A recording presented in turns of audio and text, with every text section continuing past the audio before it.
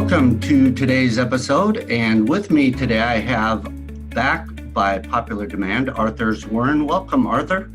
Thank you, Tom. Nice to be here again. Yes, so the last couple of times you were on the show, we talked about Costa Rica and why Costa Rica was an interesting place, a unique place to invest in real estate. And today I thought what we would talk about a little bit more would be a specific project that you have going on down there that we're working on together. And it has some unique characteristics about it. And I thought it'd be great to have our listeners learn a bit more about Costa Rica, why Costa Rica can be an interesting place to invest, and actually some unique characteristics of this project, like I said. So with that, would you mind just giving a brief description of the project, and then we can get into your background just a bit. Happy to share about the project. The project's called Turtles First. It's a gated community of 14 luxury rental villas on the beach at Playa Grande in Costa Rica. And Playa Grande is one of the most spectacular beaches in the world. It looks like a pristine postcard from the beach and the water because there's a natural forested buffer zone between human development and the beach. That's because the beach is the primary nesting beach for the leatherback turtle, which is the world's oldest and largest marine reptile and very endangered. So we're building this community explicitly to invite upscale, eco-oriented guests to come and help save the leatherback turtle and other local wildlife. We also have an incredible protected estuary right behind us, a couple hundred meters, which is full of other endangered wildlife. So we're basically in an amazing nature location full of incredible wildlife, all of which is threatened, and we're there to help save it while we have the amazing beach vacation of our lives. Very nice. And sharing just a little bit about your background first, and then how you got involved with Costa Rica investments. Certainly, my background originally is an applied physicist, and so I think like a scientist and do everything from the point of view of a scientist, which is fundamentally a search for truth. I also have a Harvard MBA, which is about looking at the big picture, what business are we in? So those two together enabled me to do real interesting things. And I spent most of my life inventing technologies in virtual reality and 3D graphics and computer vision and other high-tech areas in Silicon Valley. And in parallel, I started investing in real estate. And over time, the real estate started becoming just as interesting as the high tech, and the high tech became a little stressful because you're working 20-hour days every day competing with young kids, and I'm no young kid anymore. So now I try to bring some of that creativity and inventiveness to the real estate. And to me, real estate, everybody says it's about location, location, location. So I get that. This totally covers location, location, location. Then they say it's about, given a location, what's the best and highest use? And that's where I start to have fun, right? Because I come up with a best and highest use that most people aren't going to think of or to engineer, if you will.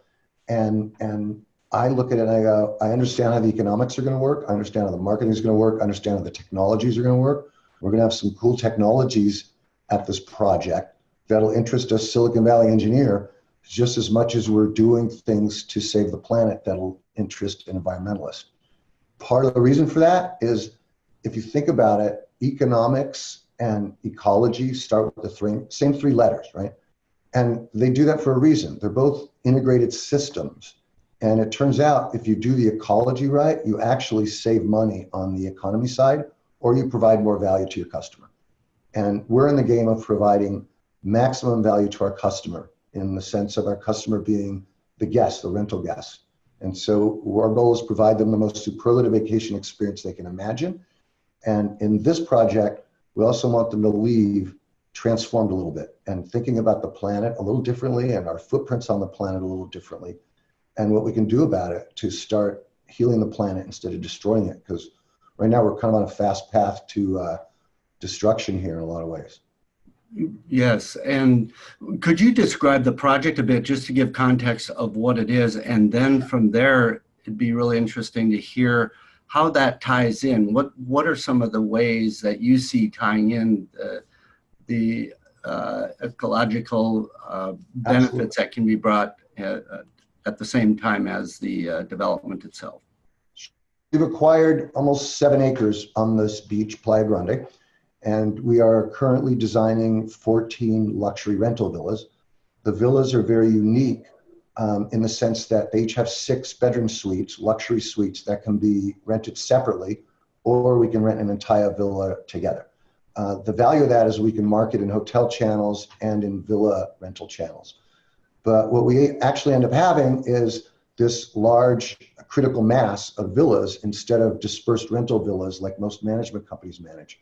So we can do things with a collection of villas that you can't do with individual villas. We can run it in a sense like a resort, a destination resort.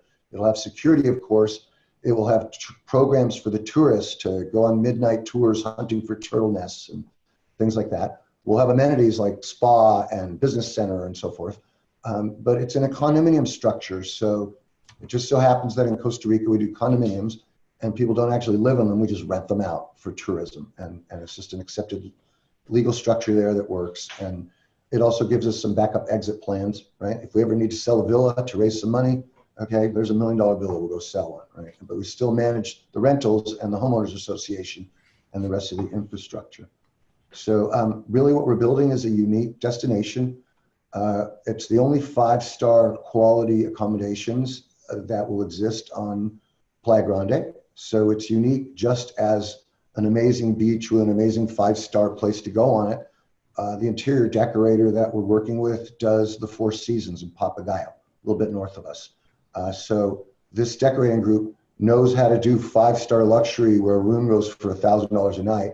And they're looking at our rooms and we're saying, we're going to beat those 5-star luxury $1,000 a night rooms on amenities and uniqueness in terms of the art, because our interiors will be done using local art and local materials and local craftsmen. It's part of being ecologically positive, is saying anything we don't have to import, why would we import, right? We have to import things like appliances because they don't make them in Costa Rica and nobody's going to make a refrigerator for us there. But the finishes on the walls, the tile on the floor, the art on the walls, all those things, we're not going to order from a hotel catalog like a lot of others would. We're going to be working with locals to make these amazing things. Okay. And we can do that because local craftsmen are working for a very low hourly rate in a sense, right? If a local craftsman ends up making $5 an hour selling us art, that's twice the prevailing wage. They're thrilled, okay? They'll make more than that, but I want to make the point that the basic labor rate there for pouring our foundations and building our walls and all the basic construction is very, very, very low. The basic labor rate for operating the property, for the housekeeping and maintenance and gardening, very, very, very low, right? The rates are first world rental rates, right? So you get good margins down there. That's part of why we're down in Costa Rica. It's a safe, predictable, law-abiding place that works a lot like the US in terms of title and real estate and ownership and loans and all the things you sort of think of when you're doing business. It's a very safe place to do business. But we get this big disparity between low costs and high pricing, right? Which is a good thing to have as a business owner. Yeah, and so we have a number of individual investors that have participated. We also have our Kensington fund that has participated. Could you describe what investors' experience can be as part of this development? And let me back up. Let's not even say investors. Let's say people who visit the project or visit the facility, and how will they be able to interact with some of the projects that you plan for the leatherback turtle conservation efforts? Absolutely. Two very different questions there. But once it's finished and we have guests coming, including the investors, who will be some of our first guests, you'll be interacting with nature in many ways. First of all, our landscape is going to be a food forest for at-risk wildlife. We're not just planting pretty flowers. Every plant is being designed by permaculture farming experts so that we'll be attracting wildlife right to our location and helping the at-risk wildlife. Second, every direction you walk from us, there's more wildlife to see, right? On the estuary, you'll be interacting with crocodiles and monkeys and rare birds.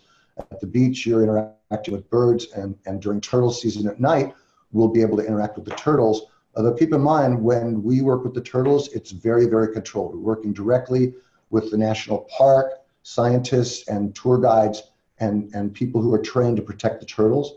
And our first goal is do no harm, kind of like a doctor. So we're absolutely not doing anything negative with the turtles. We're going to make sure everything we do is positive. But I can give you one example, which is that the international science community knows that we need more people looking for turtle nests on more beaches during turtle season. And there's a lot of remote beaches near us. And we envision bundling up in black like the Marines and infrared goggles and going off to a remote beach and having a midnight tour where we're hunting for nests, okay? Well, we don't know what we're actually going to find there. This is not going to be Disneyland. It's going to be a nighttime adventure where we hope we find a turtle nest to save, which is like treasure. And if we don't, we're going to be finding lots of other local wildlife and logging it on our little app, because the scientists need to have counts and know what's there, what's okay, what's dwindling, and we're going to help provide that data. So basically, we're going to have a lot of ways you could be helping the process of saving the ecology around there. But also during the day, if you want to go surf the waves of Playa Grande, they're internationally famous. Have fun. You know, we're on a surf beach, right? So we're in a great place for any kind of beach vacation you want. But we have this unique location where we want to create as many ways as possible for you to help the local wildlife. And there's a lot of nonprofits and science and conservation foundations there that we'll be working with and cooperating with and participating with. And can you explain the biggest negative impact or a couple of the biggest negative impacts on, for instance, the leatherback turtle and maybe any other species that are affected in the area? Absolutely. You need to look at every species specifically and need to get down to detail, because it's easy to say development is bad for nature and so we should stop development. Well, that's great, but you'll also have to stop like human reproduction and a few other things. So it's kind of a challenge that we don't want to have to deal with.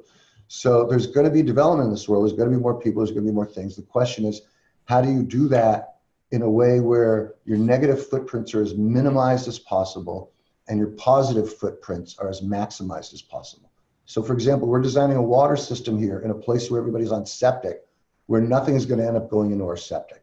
Very kind of revolutionary in an engineering sense, but the engineering science is all known, and I'm a physicist, right? I come from Silicon Valley. So we're working on the pieces and the parts and the sub-assemblies to do that, right? So in our case, the development is set back from the beach. There's no lights that can harm the turtles. There's no sewage that can harm the turtles. We'll only be 6 meters high below the tops of the trees, so that won't harm the turtles. And lights, just briefly, light is one of the biggest negative impacts that one can have when the turtles are nesting. Is that correct? Absolutely, yeah. The turtles do their sort of close-in navigation on the beach based on the moon, and if you have a bunch of lights up in the sky that confuse them and they could go the wrong direction and the baby turtles won't go back to sea, they'll climb up the sand and die, things like that. So obviously lights are a big issue, pollution's a big issue, but really the two biggest issues for the leatherback that we see, one is fishing, right? The way the world does fishing is catastrophic to turtles and other wildlife in the ocean. We have to change the way we do fishing. In a lot of cases, it's as simple as changing the design of a fish hook and saying, use this fish hook, not that fish hook. So we'll have programs, you know, $10 can buy a lot of fish hooks to hand out to poor fishermen and change the turtle's fate, right? And those are very simple things we can do. Lights are an issue. Our lights aren't a problem, but we think the lights in Tamarindo across the estuary, which is the center of the bay, can be a problem. So we're hoping to initiate sort of a lighting upgrade program for Tamarindo. But that's going to take some research. What colors are the best for turtle, up or down or sideways? You know, there's a lot of research and then design for each property on the seafront. So it's a significant project, right? The original biggest problem was poaching, right? The locals on almost every turtle beach in the world would eat the turtle eggs, right? And turtle eggs are supposed to be good for your virility and a bunch of things like that. And so in Costa Rica and lots of other countries, the government worked with the locals to turn the poachers into tour guides. And that's been very, very successful, where the poachers were convinced they can make more money leading tours and saving the turtles and the turtle eggs than collecting them and eating them. And that's worked. But that's only part of it, right? That saves the turtles on the beach. We also need to save the turtles in the sea. And that's a harder problem, I think. It's going to take political pressure and other means like that. That's part of why, as an environmentalist at heart, I want to bring 10,000 people a year to this beach, upscale tourists who have connections, who have money, who have political pull. Some of them have fame. They have big social media followers and whatever. These are the kind of people that can start to help change the way we do things into positive ways that aren't so destructive. Okay, and could you just continue with that train of thought and tie it into maybe this project and how, what the experience would look like for either the investor or the people that stay at the facility? Sure. So from an investor point of view, our investors are going to get financial returns on this project. Good financial returns, we think, a little better than what you typically get in the US. And things are typically less leveraged in Costa Rica, which I think means a little less risk. And the land we bought at a very, very discounted price, and things are undervalued. So we think when you buy very, very low instead of very, very high, like US prices now, you actually reduce risk. You don't only increase upside, you reduce risk. So we think it'll be a good financial investment. The early investors now become part of what we call our founders circle. And in our founders circle, you're helping to create this place that will forever stand for helping to preserve and regenerate the environment and to save at-risk species. So you get financial returns, you get some special benefits in terms of visiting during our pre-opening special celebration and things like that. And lifetime discounts and things like that. So you get great vacation benefits besides your financial benefits. But really, ultimately, to me, the most important thing we all get out of this is we're doing something really good for the earth, and we get to leave that for our kids and our kids' kids. And what else are we leaving for them? A bunch of money. You know, what good is that if there's no, if the seas are dead, if the forests are dead, if the beaches are dead? It just we're really wrecking things. And as a scientist, I get to see that, right? And science is essentially a search for truth. That's all science really is. So I don't pay much attention to the political arguments that are happening. And I don't even necessarily care too much how much of global warming is our fault versus Mother Nature's natural fluctuations and all those things. If the sea levels rise and 1 billion people get flooded out, it's a problem. Who cares whose fault it is? You still see it coming and you got to go do something about it. It's the same thing with species, right? We're losing species so fast, it's ridiculous. And do we want to save them for our kids? Do we want our grandchildren to see elephants and tigers and sea turtles? I do, right? So I'm trying to do something. And I realize I'm not a billionaire. I can't just sit back and throw money around to do these things.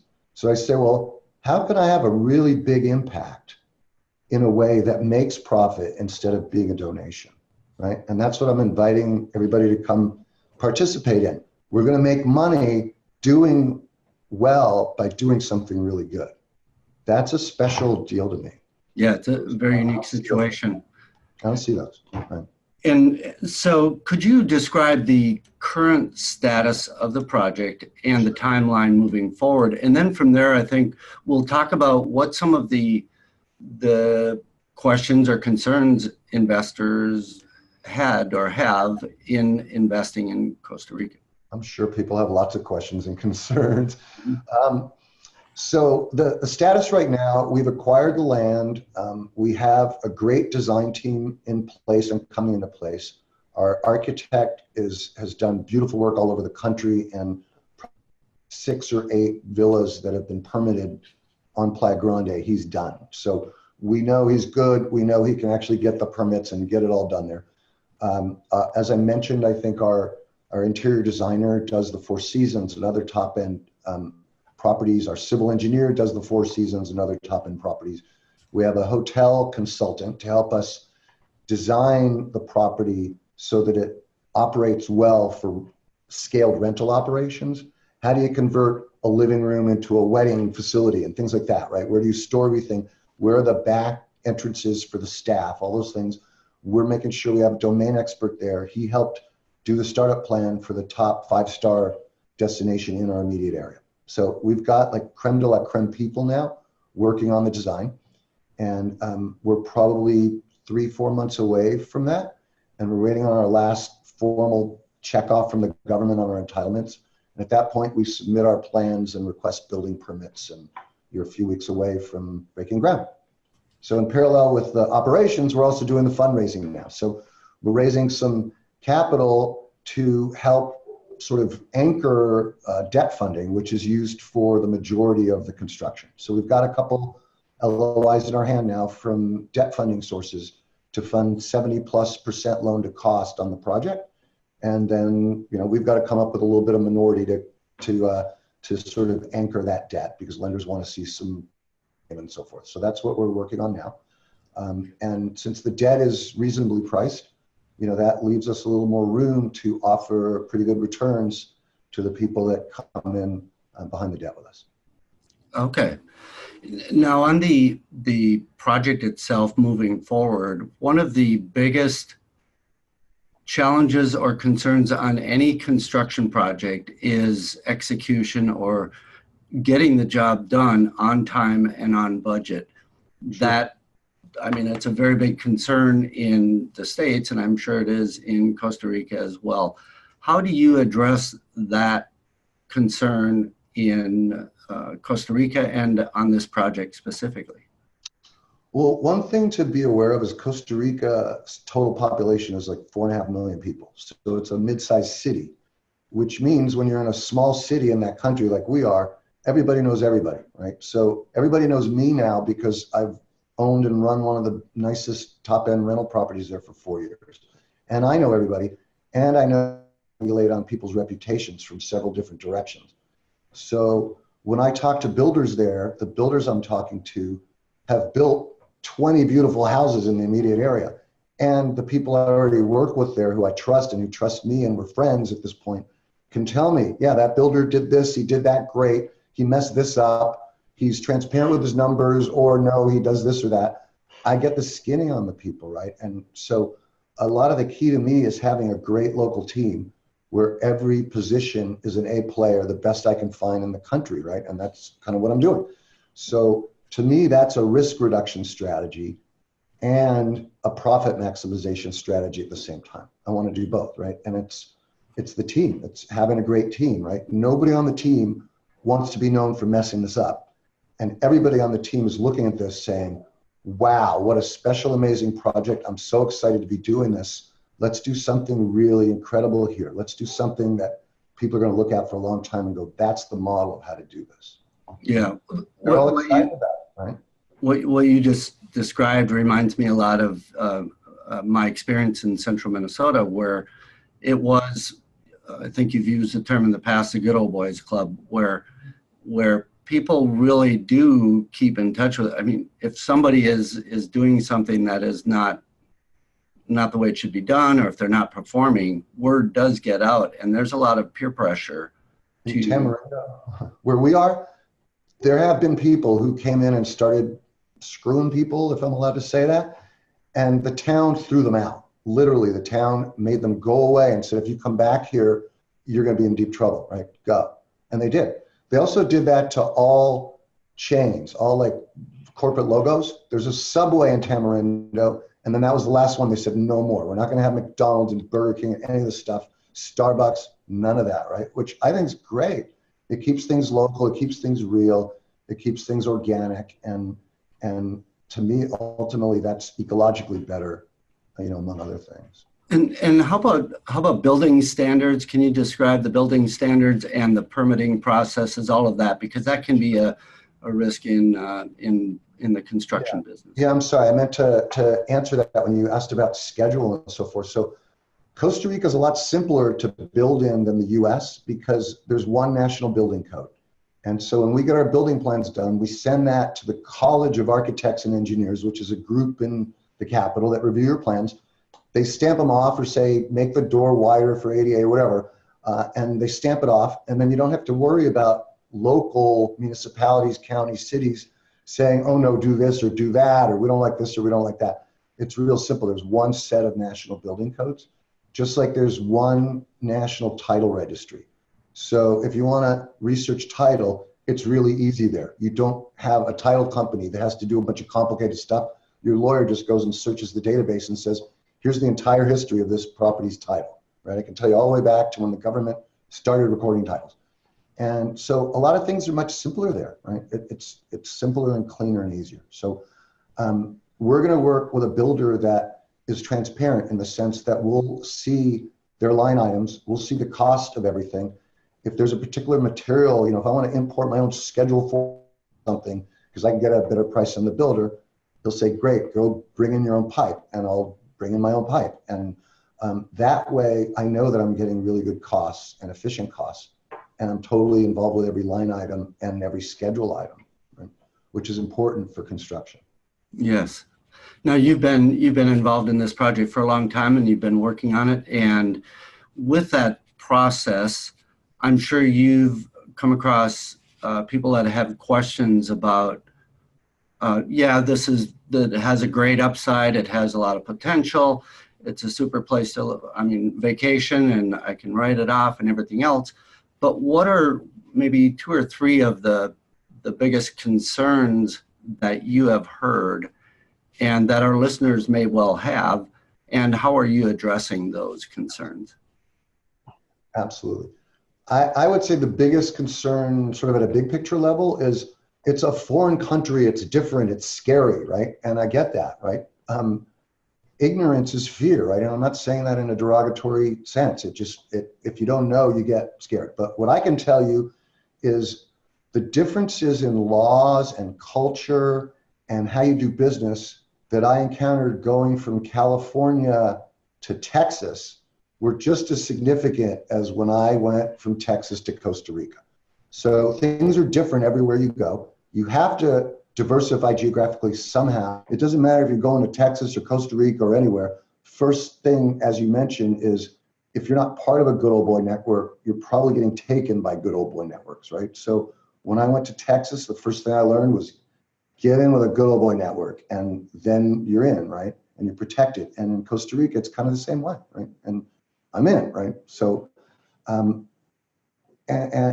I handle the cultural differences the same way I handled them in Texas when I was doing syndications in apartment communities and so on.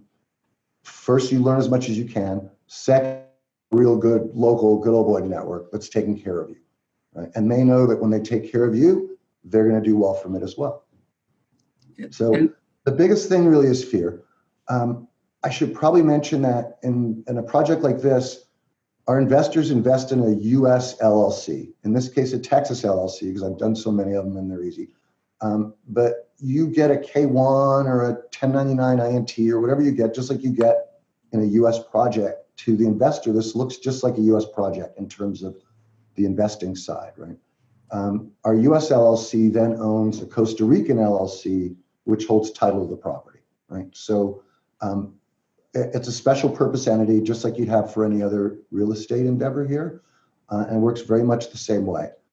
You can ask your CPA, because we're not allowed to give legal advice or tax advice, but as long as you own less than 10% of this entity, you don't have to file the foreign disclosure reports and all the other things. As far as I know, again, check with your CPA. And when you say less than 10%, can you give the rough numbers of the entire project?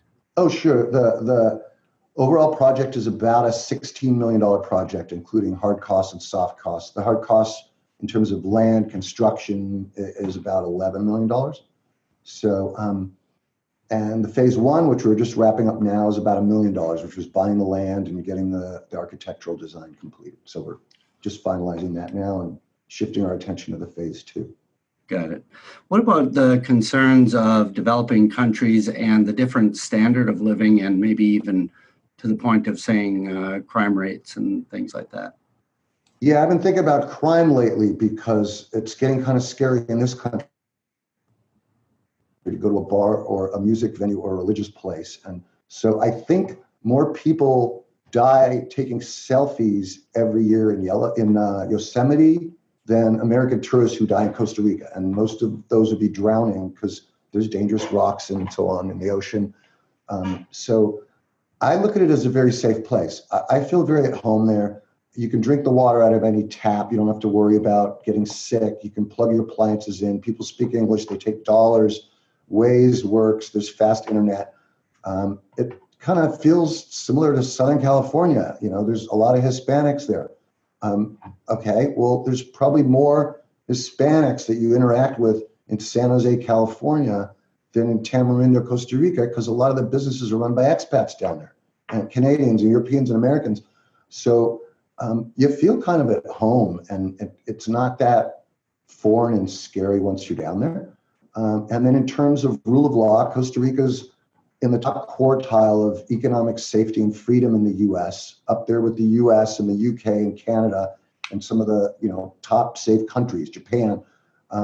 Way down the list is places like Mexico, which for some odd reason is the biggest foreign destination of US real estate capital. Mexico's scary to me. The government takes your things, and there's just bad things that happen there. There's banditos and whatever. We don't have any of that in Costa Rica. There's no big gangs. There's no racial strife. There's no divisiveness. There's not even an army. Okay, I mean, there's no one running around with guns because they don't have an army. So it feels safe, right? And they're so against having militarization there that they even split the national police into two different parts. One part deals with crime. One part deals with traffic. So if you get pulled over for speeding by a traffic cop, he's not even looking for crimes, right? He would have to call in a different police officer just to deal with a crime, right? They've tried to separate things out, but they've got a court system, a constitutional court. Right now, the government's trying to pass a tax increase because unlike our government, they realize that they have a big fiscal problem that they need to solve. It's amazing to me. I was down there last month. Everybody in the country is agreed. They have a problem. They need to solve it. They need to talk about it. They need to figure it out. Even the people protesting the tax increase say, we all agree we have the same problem. We just don't like how the government's solving it. We think the taxes should be more on the rich than the poor. And so they're arguing about whether it should be on the rich or the poor, same kinds of things we do here. But there's so much less anger there about it. People aren't holding the other people guilty for it, right? They all realize they're in it together. They need to solve it together, and they're trying to figure it out, right? And it doesn't help when the US raises interest rates and it causes everybody else's currencies to go down and things like that. It causes inflation in smaller countries, and that's happening globally right now. It's a problem for every country, right? Yes. Instability. Right? People like stability. Stability is good, right? Mm-hmm. Great. And if our listeners would like to get more information about Costa Rica, about the project, about leatherback turtles, about any other environmental efforts that are going on, what's the best resource for them? Well, for information about this project, either of us, get in touch, and we're happy to provide all the information we can. Information about helping nature in general. Boy, there's so many great nonprofits out there. I'm hesitant to even throw out one because then I'll bias it. Find a good one that's doing good work, right? Find someone to support that's actually helping wildlife, not just talking about it or suing about it or causing problems, because these problems are not going to be solved, I think, by fighting and lawsuits and a battle between development or human existence and environmentalism, right? You can't solve that by fighting. And I'm trying to solve it here by saying, what if we can create a business model that does better by helping the planet than by just doing it the normal way? And then what if we can share that with thousands of people a year and investors and governments and whoever wants to understand this and say, so we did turtles first because in our location, the turtles come first and all the other wildlife we need to save comes next. But there's a place where somebody needs to do tigers first and elephants first and eagles first and alligators first and butterflies first and you name it, right? There's bees are threatened in this country, okay? If we lose our bees, we lose our agriculture. Hello, wake up call, right? There's so many problems. You can just go, I can't solve it. Let me just go high, or I'll just go have a good time and somebody else will solve it. Well, too late for that, right? We all need to do our little piece. I'm trying to do my little piece, and I'm trying to say that's compelling so that I don't have to say, please give me a gift of your money. I Yeah. can say, please invest your money in a smart deal that's probably going to do you really well, and we're going to do these good things and show the people how to do it. Yeah, that combination, and then even on top of that is the ability to go out there, have fun, and have a bit of a tax write-off while one is doing that. Yeah, that's true. When you invest in properties, vacation properties in a place like Costa Rica, your due diligence trips, your trips to check on your assets, all that, those become indistinguishable from people's dream vacations of a lifetime, right? That's part of what this is about, right? It's not just diversify. It's not just another way to make money. It's not just, oh, we can really help the planet, which is kind of unique in this project. It's also, if we're going to be doing this work and we're going to be investing this money and we're at a point in our lives where we don't really need to do it, let's have a really good time while we're doing it, right? And to some people that's golf. To me, it's the beach, right? Or a ski resort. And, I believe in being a little bit domain focused. So right now I'm focused on the beach. I did resort deals for a while in Park City when the Olympics were there. And it's part of how I learned how resort businesses work. Right now, I think the actions at the beaches and on the environmental side, it definitely is, because the seas are rising and things are warming and everything works different when the earth heats up. Fundamentally, what you're doing is throwing more energy in a physics sense into a chaotic system, and that causes more volatility. So I don't even call it global warming now, I call it global volatility. And you're seeing it. You're seeing it in California fires and Houston getting flooded, and you're seeing it, right? And those events are increasing in frequency and magnitude. We're going to have a negative carbon footprint to do our little piece to offset that and show other people how easy it is to have a negative footprint. It's really not that hard. Yes. Now, we have a website for the project, or I should say you have a website for the project that we're continuously adding material to, content to, about the project. Could you just give listeners the way that they'd be able to find that website? Happy to. We have a website at turtlesfirst.com. It's behind a password right now because we like to keep things quiet until we're able to announce our project in terms of grand opening and launching it, right? You don't always want all your competitors to know what you're doing in advance. Turtlesfirst.com. The password is here to preview, HERE, the digit 2 preview. And I invite you to look at it. Right now, there's only, I think, one page on it. It's like a teaser. We're in the process of expanding that to more of a complete website. A couple of weeks, maybe within the next 30 days, we should have that done. It'll have some videos and drone flyovers and some previews of our design for the villas, which is fantastic and spectacular. And so it'll be a really nice place to keep up with what's happening with the project. Yeah, great. And just for the listeners, what date is today? November 10th? Today's the 10th. Yeah. So 2018. So in case somebody's listening later on and is wondering whether there's more on the website, there should be very shortly. The other thing I'd really like to share with everybody is the best way to get over any uncertainty or fear you have with a project like this or any deal like this. Get on a plane, come down there and see it with me. Come spend a few days there, right? You'll get to see what I do down there, which is basically help people have the vacation of a lifetime, right? And if you can't see that and enjoy that while you're down there, then you shouldn't invest. I'm doing it wrong, right? But my other property that's less than 2 miles as the crow flies from this, you can look it up on the web and look at how many 5-star reviews we have. And there isn't a single review that isn't 5-star, right? And that's on TripAdvisor and all the different sites, right? Costa Rica LuxuryVilla.com. It's the first solar house in this immediate area. It's very eco-friendly compared to all the other rental properties there. And it's sort of my test bed for things, right?